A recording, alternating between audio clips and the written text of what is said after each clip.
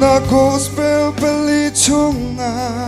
phiang tin kan hu mi chu pathian ni vlei to cha afapa kan pe chu fa pa nun ngai tu pau ni boy pa sun par nak ding cha an nun nan pe boy pa cha an nung chang boy pa ni hera chun akan pek chia kha chuan hai kalpi kau se asun par nak ding a chu kan mata zai mana lo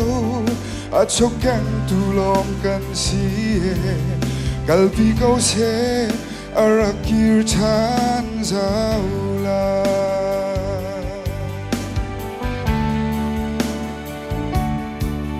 Giêsu Jerusalem lung rua lệ chum tua lệ lung liêu akan chit balau mi la keng chung ni sun par na kha rak mu ang ngay tu ni an khai khâu lâu boy pa ni a her nu a chun akal pi he Jerusalem lay boy pa ni hera chun akan pek chia kha chuan hai kalpi kong se asun par nak ding a chu kan mata zai mana lo a chok kan tu lom kan si kalpi kong se arakir chan zaula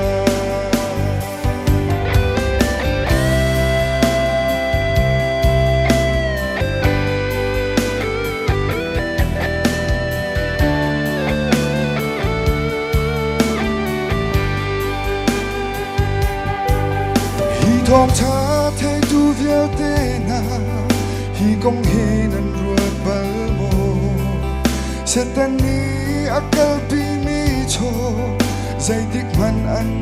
kir ti lo si se liang en big pathian ni akal pi mi cho viêu te chu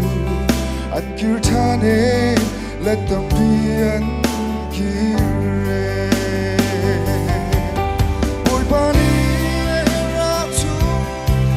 akan pek chia kha chuan hai kalpi kau se asu par nak ding a chu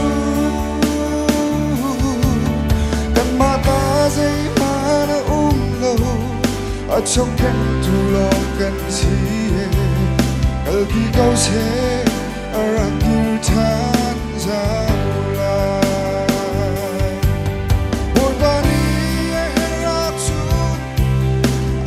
pek chia kha chuan hai